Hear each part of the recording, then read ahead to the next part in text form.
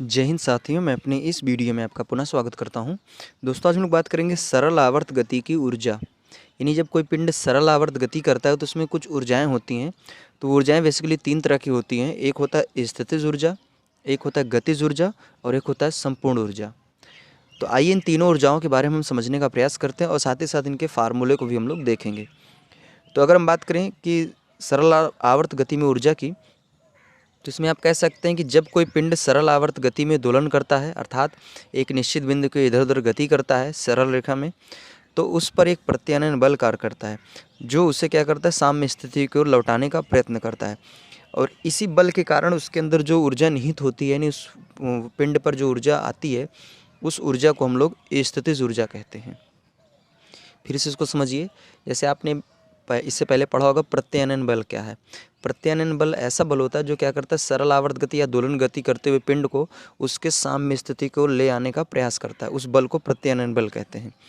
तो जब मान लीजिए कोई वस्तु सरल आवर्त गति कर रही है तो उस पर जो प्रत्यानयन बल लगता है, उस बल के कारण उस पिंड पर एक ऊर्जा स्टोर होती है, जिस ऊर्जा को हम लोग कहते हैं स्थितिज ऊर्जा।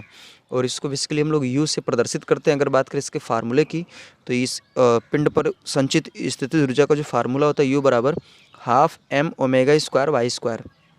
ठीक है, ये होता है सरल आवर्त गति करते हुए पिंड पर संचित ऊर्जा का फार्मूला। उसी तरह अब इस पे बात करें तो यहाँ पे जब पिंड पर प्रत्यानयन बल लगता है तो उस पर एक ऊर्जा आती है जिसको हम लोग स्थितिज ऊर्जा कहते हैं। लेकिन पिंड क्या करते हैं, गति करता रहता है, तो उस गति के कारण भी उसके अंदर एक एनर्जी आ जाती है जिससे हम लोग कहते हैं गतिज ऊर्जा। और गतिज ऊर्जा यहाँ पे के से प्रदर्शित किया जाता है। और अगर बात करें इसके फार्मूले की, तो इसका फार्मूला होता है के बराबर हाफ एम ओमेगा स्क्वायर फिर ब्रैकेट में ए स्क्वायर माइनस वाई स्क्वायर। ये होता है गतिज ऊर्जा।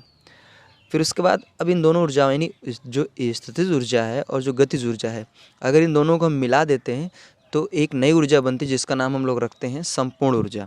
और संपूर्ण ऊर्जा जो होती है उसको बेसिकली हम लोग कैपिटल ई से प्रदर्शित करते हैं।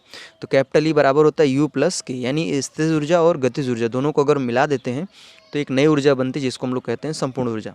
अगर यहाँ पे हम संपूर्ण ऊर्जा के फार्मूले की बात करें तो हम लिख सकते हैं ई बराबर यू का मान रखेंगे 1/2 M omega square Y square plus K का मान रखेंगे 1/2 M omega square A square minus Y square. ठीक है, तो यहाँ से हम क्या करेंगे, अब इस पूरे को हम अंदर मल्टीप्लाई कर देंगे तो ई बराबर हो जाएगा 1/2 M omega square Y square plus 1/2 M omega square A square फिर minus 1/2 M omega square Y square. हमने क्या किया, इतने का अंदर मल्टीप्लाई कर दिया।